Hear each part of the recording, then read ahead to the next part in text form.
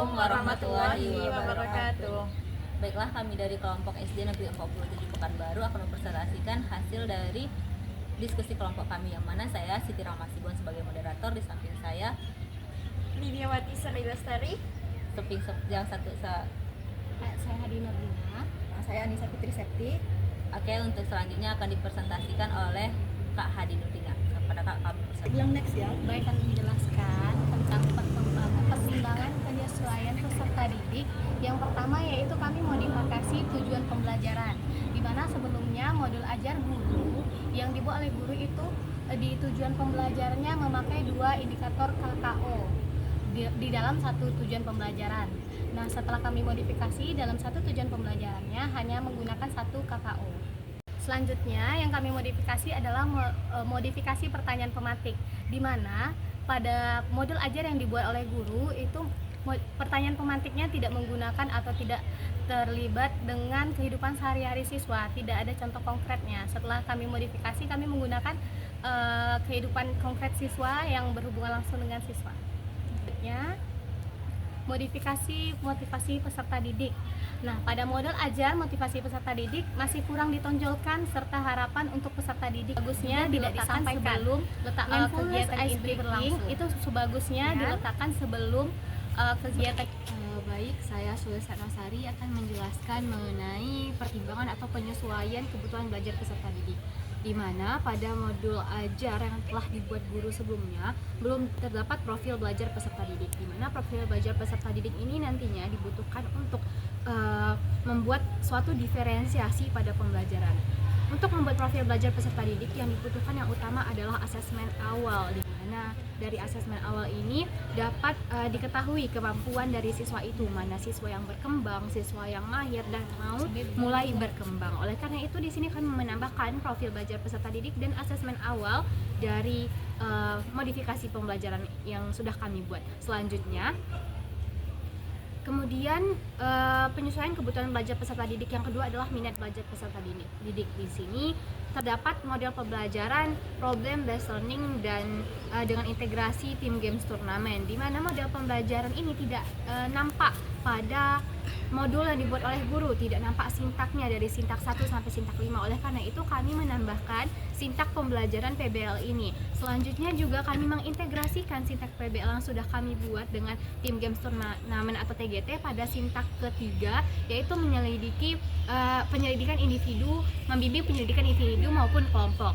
Selanjutnya selanjutnya ada media pembelajaran, di mana media pembelajaran yang digunakan guru awalnya adalah sebuah video yang durasinya sangat panjang, di mana itu lebih dari 5 menit, yang mana akan membuat siswa jenuh dan bosan dan akan tidak tertarik lagi untuk mengikuti pembelajaran. Oleh karena itu kami memodifikasinya dengan membuat video yang durasinya lebih singkat dan juga menambahkan gambar untuk memberikan contoh konkret dan menstimulasi peserta didik agar masuk dalam ke pembelajaran tersebut. Sekian dari saya. Untuk selanjutnya akan dijelaskan kepada Lydia. Silakan. Selanjutnya saya Lidiawati Sari Lestari. Di sini saya akan menjelaskan modifikasi dari modul ajar yang telah sebelumnya dari modul ajar tentang matematika, yang mana di sini mengenai pertimbangan dan penyesuaian kebutuhan belajar peserta didik pada poin asesmen formatif dan juga sumatif. Nah, terlihat pada modul ajar sebelumnya ini bahwasanya untuk asesmen formatif dan sumatifnya ini masih kurang lengkap atau kurang tepat. Nah, adapun pada asesmen formatifnya ini sendiri terlihat bahwasanya dalam LKPD-nya itu sendiri belum terlihat bahwasanya ketercapaian dari indikator tujuan pembelajaran itu sendiri, yang mana pada modul ajar sebelumnya itu untuk tujuan pembelajarannya itu ada 2 KKO pada 1 poin. Nah, hal ini tentu tidak boleh. Hal ini sebaiknya tidak digunakan seperti itu, yang mana yang lebih bagusnya itu adalah menggunakan 1 KKO dalam setiap poinnya dan juga digunakan secara runtun.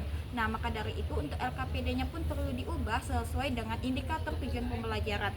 Nah, adapun yang mana pada LKPD ini harus tersusun sesuai dengan tujuan pembelajaran yang runtun, yang dimulai dari menentukan, kemudian membandingkan, dan juga mengurutkan, dan serta perlu adanya dalam LKPD ini juga adanya sebuah keterampilan.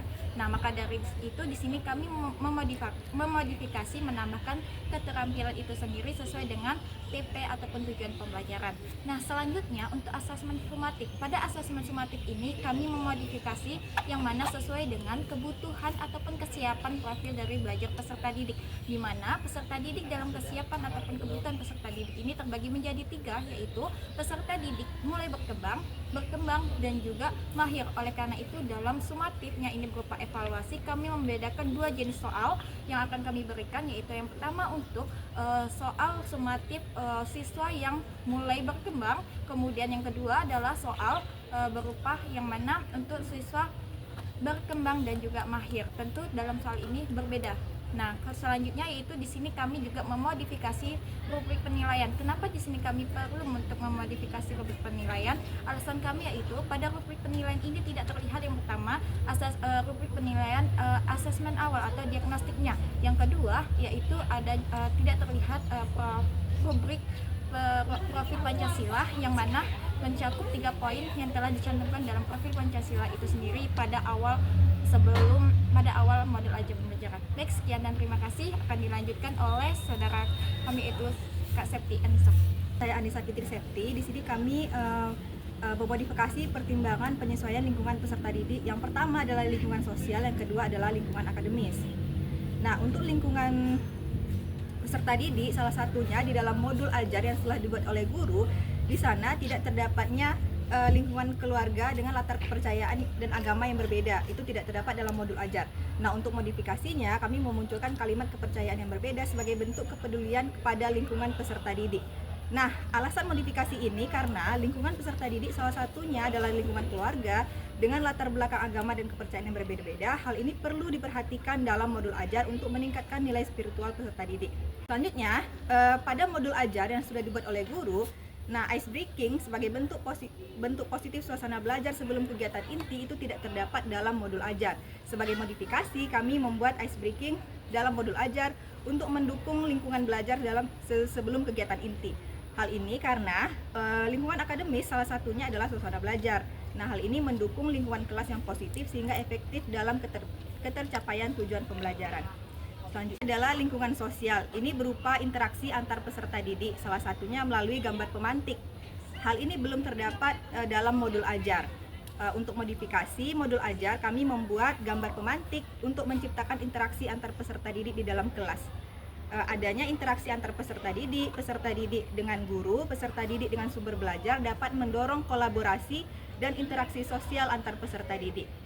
Nah, lingkungan akademis di sini dapat berupa sumber belajar, yaitu buku. Nah, hal ini tidak terdapat dalam modul ajar. Sebagai modifikasi, kami membuat buku sebagai sumber belajar untuk mendukung lingkungan akademis.